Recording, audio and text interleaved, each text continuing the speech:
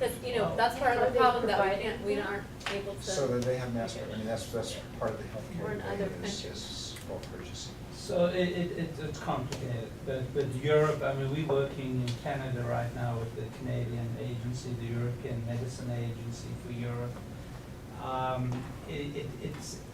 It's complicated, it's different. Pricing in these countries is much, much less than it is in the US. That 90% of all research is being done in the US. Yes, so there's a big difference there. Liability is huge in it, but it's not, look, there's an issue with drug prices, but I just want to make one comment in terms of economics.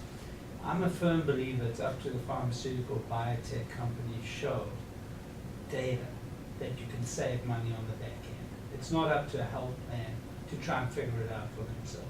So one of the things we haven't spent enough money on are pharmacoeconomic trials with built-in budget impact models done by outside, unbiased academic investigators.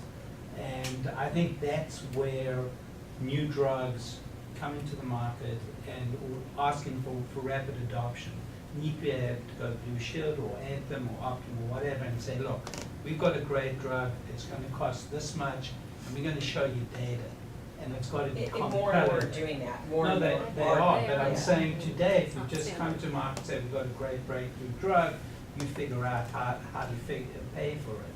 I think you've got to be able to do that to be successful in the present sort of health environment. And I would agree, a lot more money is being spent now, not as a add-on or thought on, but at the time that you develop the actual protocol, you're building in Correct. economic analysis. So hopefully, I mean, that will help, but I don't think a health plan has the ability, number one, and really has the requirement to figure out the economics. I think it's up to the drug company or biotech company to actually figure it out for them and then show them compelling data. And ICER is one vehicle. That's not, that's something you can look at, ICER. But I think more importantly, you need to have real hard data done by independent investigators. Well, and then ICER is really ran by one billionaire, so I'm not a full ICER soul person. I think it should be several, but a lot more. But a lot I more do think companies are doing I do outcome think we trials. should think more about the fact, you bring up a very good point about the fact that these medicines are very expensive. And we're trying to remove the donut hole for our Medicare patients. All that's gonna do, like you said, is drive up premium costs. And so I will say that I also do a lot in my practice of resisting when things are prescribed and asking the providers, why aren't we trying this first? And I think that our lipid specialists specifically do a really good job if someone is statin intolerant of doing statins every other day or 3 times a week. And if they're able to manage the patients on something like that, then we do that first. And I do think that that's a very important point to bring up, that we need to be aware of these costs. It's a tough one. Keep in mind all the generics that are out there were developed, government does roughly 7% of all new medication. So the generics at one time were a branded drug that was developed by a pharmaceutical company. And the drug cost is about 14% of the overall cost when you look at it. So I think we should look at both as well as, the medical side of it and not just one side.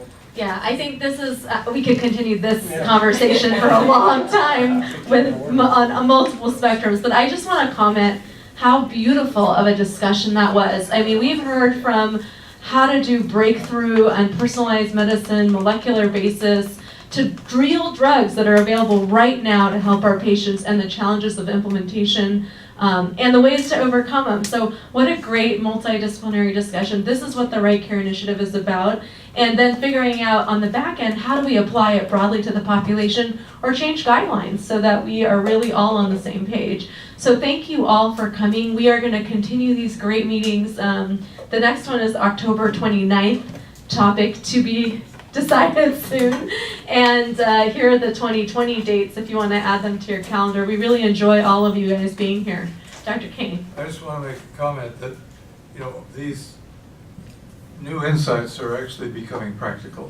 If anybody here is involved in studies of populations, disease treatment, and so on, we would be very interested in integrating some of these new measurements of risk factors into the studies. I think it could be enormously important in defining the people for whom the therapy is most likely to be effective. Absolutely fascinating session, beautiful, beautiful work. Isn't it just incredible to be with such minds and thinking through this together? Because we don't often have the leading edge researchers interacting with people in the field who are trying to figure out how to implement. The time has come to bring them together. Yeah. Thank you, everyone. There's